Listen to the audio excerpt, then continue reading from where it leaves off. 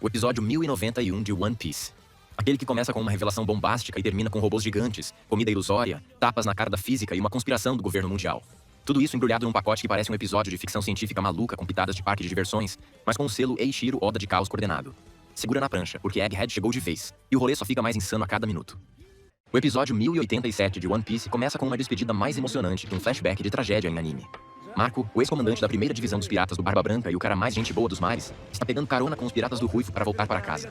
E por casa, entenda-se a vila humilde onde Barba Branca cresceu e que agora está sob os cuidados do nosso querido Fênix de Fogo Azul. Marco se despede de Shanks e da sua tripulação, que por algum motivo parecem estar sempre numa vibe de churrasco e festa, como se fossem a turma do fundão dos Yonkous. E claro, Shanks, sendo o ícone de carisma que é, não perde a chance de provocar Marco, que entra na brincadeira, provando que a tripulação do Ruivo deve ter mais piadas internas do que o próprio Oda tem plot twists guardados. Antes de Marco partir, temos um flashback da despedida dos Chapéus de Palha em Wano, porque aparentemente a Toei quer garantir que nunca esqueçamos daquele arco. Yamato, depois de fazer um suspense maior que o mistério do One Piece, finalmente declara que vai ficar em Wano para proteger o país de possíveis invasores.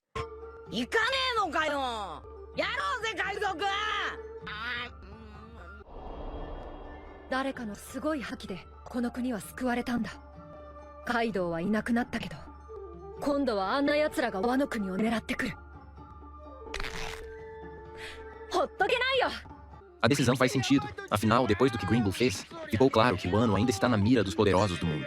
Luffy aceita a escolha com sua tradicional leveza, deixando um convite aberto para Yamato se juntar a eles no futuro.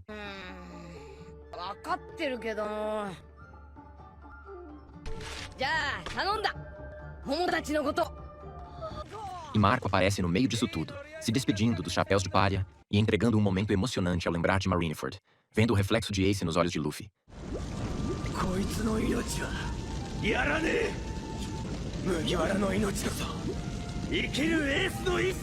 Se tem algo que One Piece sabe fazer tão bem quanto cenas épicas, são esses momentos que te fazem engolir seco e fingir que entrou um cisco no olho.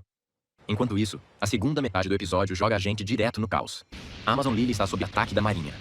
E quem está liderando a operação? Ninguém menos que Kobe, o ex-tímido marinheiro que foi treinado por Garp, e agora é um dos rostos mais promissores da nova geração da marinha. Ao lado de Helmeppo, ele tenta conduzir uma abordagem mais diplomática, mas os outros marinheiros têm outros planos. A marinha traz sua mais nova arma secreta, os Serafins, uma nova geração de pacifistas que fazem os antigos parecerem brinquedos de criança. Os Serafins são basicamente versões mirins dos antigos Chichibukais, mas com DNA dos Lunarianos, o que significa que eles são mais resistentes que um protagonista de shounen. E o pior, o ataque à ilha já está um caos, mas como desgraça pouca é bobagem, eis que surge ninguém menos que Barba Negra. Sim, o homem, o mito, a lenda, e provavelmente a pessoa com o pior hálito dos mares. Barba Negra chega a Amazon Lily com a intenção de roubar a Meru Meru no Mi de Boa Hancock, porque aparentemente ele ainda não tem poderes o suficiente e quer ficar ainda mais apelão. Ele traz junto dois dos seus capangas mais problemáticos, Vasco Shot, que parece ter saído diretamente de um boteco de quinta categoria, e Katarina Devon, que só pensa em decapitar pessoas para roubar seus rostos. Devon, inclusive, solta a pérola de que quer matar Boa para roubar sua aparência, o que levanta a suspeita de que seu poder de transformação tem um custo bem macabro. Enquanto isso, a ilha está sendo devastada. Os Serafins demonstram seu poder absurdo, ignorando ataques e destruindo tudo ao redor. Entre eles, S-Hawk e S-Snake chamam mais atenção, pois são versões juvenis de Mihawk e Boa Hancock, respectivamente. Kobe tenta intervir para evitar um massacre, mas a situação sai completamente do controle.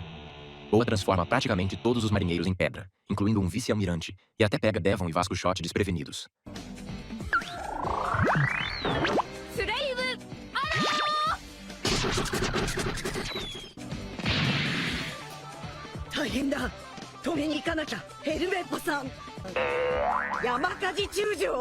Mas antes que ela consiga usar seu poder contra a Barba Negra, ele a segura com sua Yami Yami no Mi, anulando suas habilidades e deixando a Imperatriz Pirata completamente vulnerável. Nesse momento, Kobe se vê diante de um dilema: se render e negociar ou tentar impedir uma catástrofe ainda maior. E é claro que, no meio desse caos todo, a Toei decide cortar o episódio bem na melhor parte, deixando todo mundo roendo as unhas pelo próximo. Porque afinal, One Piece nunca perde a chance de terminar um episódio com um baita gancho para o próximo.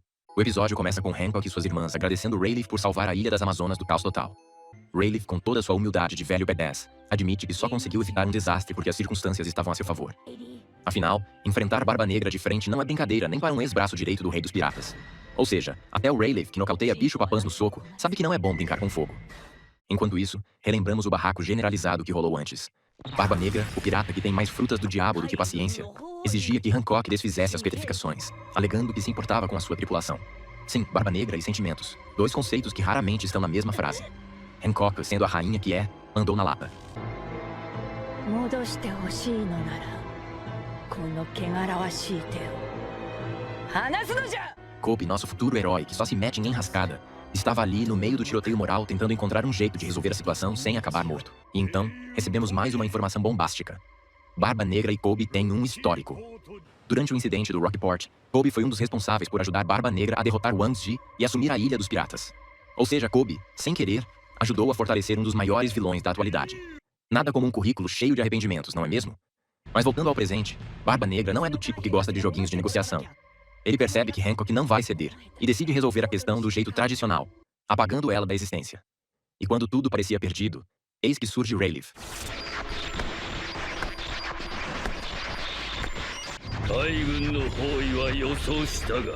O vovô espadachim mais casca-grossa dos mares.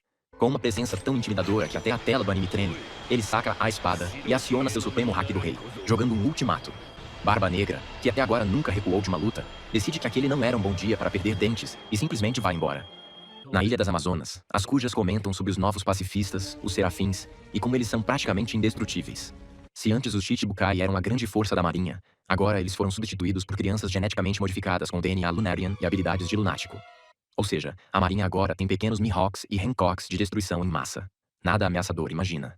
E para piorar ainda mais a situação, Barba Negra, como um bom vilão que sempre tem um plano B, decidiu levar Kobe de brinde. Sim, nosso querido fuzileiro foi sequestrado, e agora é refém de um dos piores piratas da atualidade. O que Barba Negra pretende fazer com ele? Usar como moeda de troca? Transformá-lo em um pirata? Fazer um podcast? A resposta ainda está no ar. Mudamos de cena para o Kamabaka Kingdom, onde os revolucionários estão em polvorosa.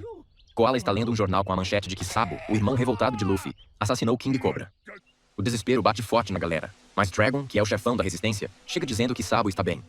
Porém, ele deixa claro que se realmente matou Cobra, nem ele mesmo perdoará o garoto. Clima de novela das 9, hein? Kuma. Omae wa ittai nani o mite kita?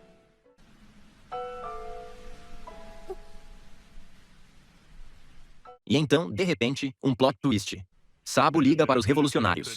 Isso mesmo, ele conseguiu um telefone para chamar sua equipe e agora vai explicar o que realmente aconteceu. Mas claro, a marinha está interceptando a chamada. A emoção sobe e a tensão aumenta. Enquanto isso, no Sunny, Luffy está arrasado ao ouvir sobre Sabo. Ele se recusa a acreditar que seu irmão fez algo tão extremo. Mas o que realmente preocupa a tripulação é outra notícia. Vivi está desaparecida. E como sempre, Luffy quer resolver tudo no soco e sugere ir até Marijoa salvar a princesa da areia. Zoro, o único que ainda tenta colocar um pingo de sensatez nas decisões do capitão, lembra que não adianta sair correndo sem um plano. Afinal, se eles não conseguiram invadir Impel Down, imagina o QG dos dragões celestiais. Mas o que era um diálogo rápido vira uma confusão. Luffy, Sanji, Nami e Chopper começam a xingar Zoro, porque claramente discordar do capitão significa estar errado. O resultado? Uma briga clássica entre Zoro e Sanji. Porque nada une mais um grupo de amigos do que socos e chutes gratuitos. Enquanto o caos rola solto no navio, Robin, sempre a voz da razão, tenta acalmar os ânimos e informa que tem mais notícias sobre pessoas que Luffy conhece. O capitão, porém, decide que Robin deve selecionar o que é realmente importante, pois já tem muita coisa para processar. Isso só prova que até o Luffy sabe que One Piece tem um excesso de informações bombásticas a cada capítulo. E antes de encerrar o episódio, temos um momento especial. Luffy, emocionado ao lembrar de Ace e Sabo, finalmente revela para a tripulação seu verdadeiro sonho. Mas, claro, não podemos ouvir. O anime deixa tudo em suspense, mostrando apenas as expressões surpresas da tripulação. Uns riem, outros acham impossível, e Zoro provavelmente só quer terminar a soneca dele. Mas o mais interessante é que esse sonho também foi compartilhado com Ace, Sabo e até mesmo Shanks, que chegou a derramar algumas lágrimas. Shanks なんか涙流して。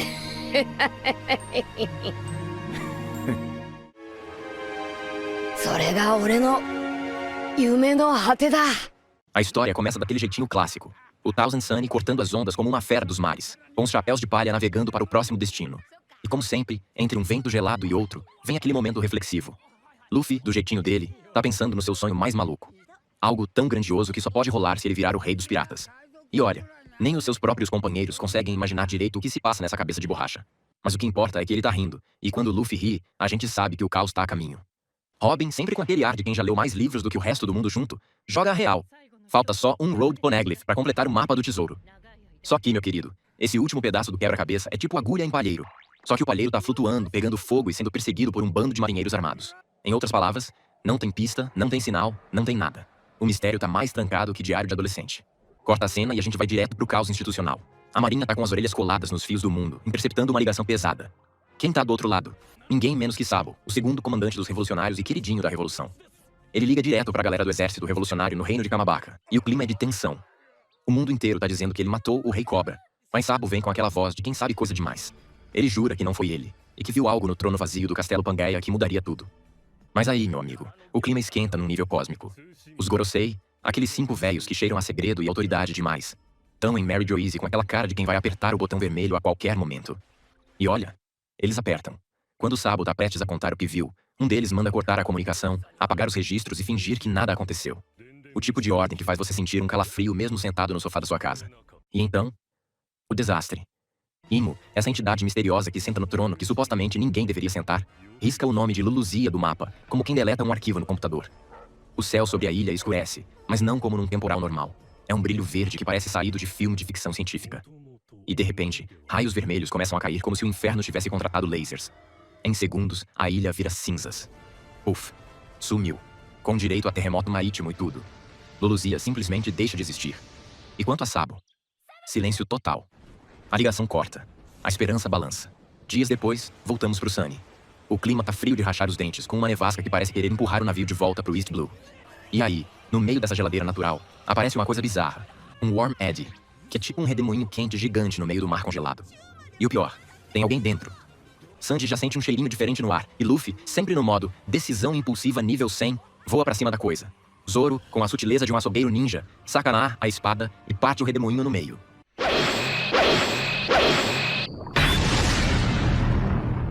E o que sai de lá? Uma garotinha misteriosa, voando, junto com o Chopper, que tinha saído da cabine pra ver a bagunça e foi levado pelo vento como uma folha de outono. No maior estilo salva-vidas de borracha, Luffy segura os dois no ar, uma mão no mascote, outra na novata. Tudo isso planando no meio da tempestade. Mas a moça começa a gritar desesperada para avisar os tripulantes do Sunny. Tem algo lá embaixo, algo grande. O Zop, com aqueles olhos de quem já viu coisa demais para uma vida só, percebe 2 brilhos sinistros emergindo das profundezas. E a frase que passa pela mente dele é clara. Corre, meu chapa. Porque os olhos são de um tubarão gigante, e não é qualquer um. É um bicho que olha pro navio como se fosse sushi flutuante. A história abre com Luffy, aquele elástico insano de sempre, puxando a perna de uma moça que parece ter caído do céu. Ou melhor, do mar. Com cara de quem acabou de ver o capeta nadando freestyle. Era nada menos que Jewelry Bonnie, outra figurona da pior geração, que acorda ofegante, molhada e traumatizada, contando que estava fugindo de um monstro submarino. Mas não qualquer monstro. Um tubarão. De metal. Gigante. Com cara de quem escuta heavy metal e mastiga navio como se fosse salgadinho. Quando ela manda a galera olhar pra baixo, o Thousand Sunny já tá prestes a ser servido como sushi mecatrônico. O bicho salta da água como se fosse um foguete programado para causar caos, e lança o navio pro ar, numa cena digna de final de parque aquático. E é aí que começa o festival do desespero com estilo. Jinbe, sempre o salva-vidas oficial da tripulação, percebe que Luffy, Chopper e Bonnie foram lançados para fora do navio e mergulha com a elegância de um mestre do Kung Fu aquático. Enquanto isso, Frank ativa o sistema mais maneiro que já vimos, o Ship Bottom Rabbit Screw, que é tipo um parafuso gigante que transforma o Sunny num jet ski nervoso. Mas o tubarão metálico não tá de brincadeira. Lança torpedos como se fossem fogos de artifício do inferno. E, no meio da explosão, o Sunny vira de ponta cabeça e todo mundo vai parar no fundão da piscina. Com os 3 usuários de Akuma no Mi à beira do afogamento, Jinbe age rápido, junta os 3 como quem carrega 3 sacos de arroz no braço e mergulha de novo, desviando de laser, torpedo, dentada e caos hidráulico. Mas o mar tá uma correnteza desgraçada, impossível de nadar com leveza ali. E justo quando parece que o tubarão vai fazer um sashimi da tripulação inteira, surge ele, um robô gigante. E meu amigo, esse não veio pra conversar. Ele desce o braço no tubarão de metal com tanta força que parece cena de tokusatsu. E a plateia vai ao delírio. Enquanto isso, a narrativa dá aquele corte cinematográfico e nos leva até a base G14 da Marinha. Ali tá a Tashigi, ainda cuidando dos pirralhos gigantes de Punk Hazard, que agora estão ficando mais normais, graças a um tratamento que aparentemente envolve mais amor e menos gás mortal. Mas o clima logo azeda. A vice-almirante Doll, uma daquelas chefes duronas com cara de que não tem paciência nem com o próprio despertador. Chega bufando porque Helmepo tá fazendo um escândalo, desesperado pelo paradeiro do Kobe. O rapaz, junto da comandante Hibari, tá se humilhando pro príncipe Bruce, com cara de cabelo de algodão doce e cara de quem prefere viver, pedindo pra irem resgatar Kobe da ilha do Barba Negra, Hachinosu. Mas Bruce tá firme no não, lembrando que invadir o QG do Barba Negra sem reforço é tipo tentar assaltar um urso com um cotonete. A esperança deles? Nenhuma por enquanto. E o clima? Tenso como reunião de condomínio. Voltando pra galera de Luffy, Jinbe consegue arrastar todo mundo até a terra firme. O trio encharcado se recupera, se sacode, e Bonnie já volta pro modo adulta. Estilo, tô com fome e sem paciência. Ela solta aquela. Também é da pior geração. Também tem nome sujo na praça. E apesar de ver Luffy como um rival, agradece pela moral. Ela repara que a recompensa do Luffy mudou, que o cartaz tá diferente, com aquele visual de divindade brincalhona do Gear 5, e pergunta o porquê. Mas Luffy só responde com aquele espírito livre de quem não deve nada a ninguém. É assim que ele é quando está livre. Enquanto Bonnie tá ali soltando revelações, ela deixa cair a bomba. Eles estão na ilha de Egghead. Sim, a mesma Egghead que é propriedade do governo mundial, laboratório do lendário Dr. Vegapunk, e considerada 500 anos no futuro. Basicamente, o Vale do Silício com esteroides e ética duvidosa. Bonnie diz que tá ali com um propósito bem claro: acertar as contas com Vegapunk. A gente ainda não sabe por quê, mas a promessa de treta tá no ar. E do outro lado, no fundo do mar, o robô gigante agora tá salvando o Thousand Sunny com uma delicadeza surpreendente, colocando o navio de volta como se fosse um brinquedo na prateleira. A galera da tripulação tá passada, chocada com o que tá vendo, até que da barriga do robô sai uma mulher, estilo cientista maluca, reclamando que o tubarão não era pra comer os navios, só patrulhar e atirar. Mas o bicho resolveu fazer hora extra. Ela deixa bem claro que não salvou ninguém por bondade. Ela trabalha pro governo mundial, e navios afundados são recursos perdidos que ela não consegue recuperar. Frank, boquiaberto, agradece como sempre, mas a bomba final vem quando ela se apresenta: Dr. Vegapunk. E aí sim, meu amigo, o queixo de todo mundo cai no chão. Esse episódio foi tipo a abertura de um novo capítulo de ficção científica dentro de One Piece. Com robôs gigantes, ilhas futuristas, tubarões assassinos e promessas de encontros que vão mexer com as estruturas do mundo. E se você achava que a Era dos Piratas era feita só de velas, espadas e bandeiras pretas, Egghead veio pra mostrar que o futuro chegou. E ele veio com Wi-Fi, foguetes e um caos muito bem programado. A coisa já começa daquele jeito. Uma mulher misteriosa com visual de cientista de laboratório high-tech solta do nada que é ninguém menos que Dr. Vegapunk. Sim, o Vegapunk. O homem mais inteligente do mundo. O cientista genial que até a marinha venera como se fosse um supercomputador humano. Mas espera aí. Mulher? Jovem? Cheia de atitude? Frank quase entra em colapso tentando processar isso. O cara passou 2 anos estudando os restos dos projetos de Vegapunk em Baltimore, e agora tá de frente com a suposta mente por trás de tudo. E claro, fica em êxtase. O Zop, por sua vez, está hipnotizado pelo robozão gigante da moça, com aquele brilho nos olhos de criança em loja de brinquedo. Já a Sandy, bom, Sandy só vê a parte que interessa, a aparência da cientista. Ele basicamente vira uma pilha de corações ambulante. Só que Robin, com aquele olhar de quem já viu coisa demais nessa vida, bota a pulga atrás da orelha da galera. Nunca ouviu falar de Vegapunk ser mulher, muito menos tão jovem. E como quem não quer nada, a cientista confirma. Na real, ela não é o Stella, o corpo original de Vegapunk, mas sim Punk 02, Lilith, um dos satélites do verdadeiro Vegapunk. E aí, meu amigo, o jogo começa a mudar. Lilith, toda debochada, avisa que o orçamento de pesquisa anda apertado e que, se a tripulação quiser sair de lá numa boa, é só entregar os tesouros. Prático, né? Mas Nami não é dessas que se deixam roubar assim, mesmo em nome da ciência. Enquanto o clima esquenta, Lilith resolve mostrar o tamanho da encrenca. Invoca sua frota de armas marinhas. Basicamente, feras do mar transformadas em tanques de guerra high-tech. Um cardume de monstros armados até os dentes cercando o bando, e a maioria entra em pânico instantâneo. Exceto, claro, Zoro e Robin, que só cruzam os braços e olham aquilo como se fosse segunda-feira. Sanji também segura a pose, embora já esteja suando frio só de ver a Nami preocupada. Lilith, mesmo com toda a sua pose, recebe uma ligação que muda o rumo da história. Quem aparece na linha? Ninguém menos que Shaka, outro satélite, conhecido como Punk 01. Ele, com aquele tom de professor que dá bronca calma, mas destrói o psicológico, chama Lilith de mercenária sem orgulho científico. Ela tenta retrucar, mas ele dá a letra. Ela tá mexendo com os chapéus de palha. Os caras que agora são tripulação de um Yonkou. Zoro e Robin estão calmos, porque se o pau comer, eles viram sushi de robô num piscar de olhos.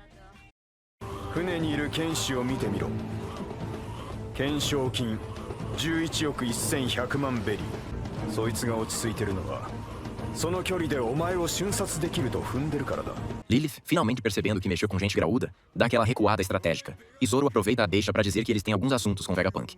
Shaka, já curioso com o grupo, decide recebê-los. E assim, o bando vai sendo conduzido para conhecer o centro nervoso do cérebro mais requisitado do planeta. Do outro lado da ilha, Luffy, Chopper, Jinbe e Bonnie seguem explorando. E é aqui que o episódio abraça de vez a ficção científica com sabor de pirataria. Bonnie revela que já esteve em Egghead quando criança, e agora carrega uma missão. Ela quer respostas. Dr. Vegapunk transformou seu pai, Bartholomew Kuma, num ciborgue sem alma, e ela quer saber o porquê. Se não gostar da resposta, bom, vai resolver no estilo Bonnie, com os punhos. O quarteto chega na superfície e... uau! Um parque de diversões futurista. Robô gigante, alienígena do tamanho de um prédio, e uma vibe meio cyberpunk encontra Willy Wonka.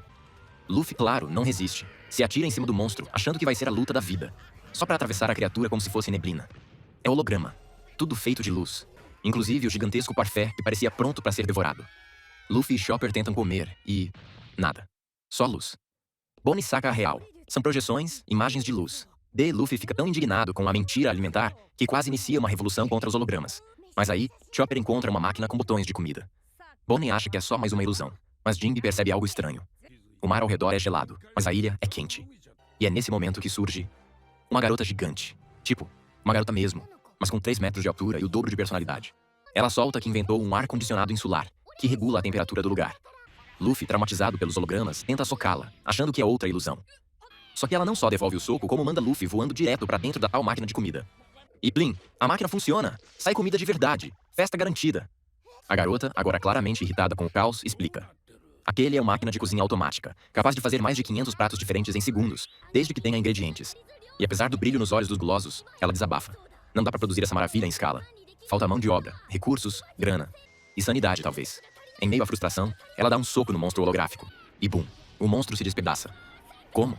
Simples. Ela usa luvas de pressão de luz, que permitem tocar em hologramas como se fossem sólidos. Tecnologia digna de um deus. Quando Jinbe pergunta quem ela é, a resposta vem certeira. Doutora, Vegapunk, ou melhor, Punk 05, Atlas. E de novo, a galera entra em curto. Bonnie já fecha a cara, achando que estão tirando com a cara dela. E assim, o episódio fecha com esse combo explosivo. Chapéus de palha entrando no coração de um mundo de ciência maluca. Bonnie cheia de sede de vingança, robôs gigantes, comida em holograma, clones de Vegapunk e o CP0 prestes a bater na porta com ordens de execução. Se Egghead parecia um parque tecnológico, agora tá mais pra campo minado com Wi-Fi. E isso é só o começo. E assim, encerramos mais um episódio insano dessa saga épica. Se curtiu essa zoeira, não esquece de deixar o like, se inscrever no canal e compartilhar esse vídeo com a tripulação. Afinal, a zoeira em One Piece nunca tem fim. Até a próxima e bons ventos nos mares da zoeira.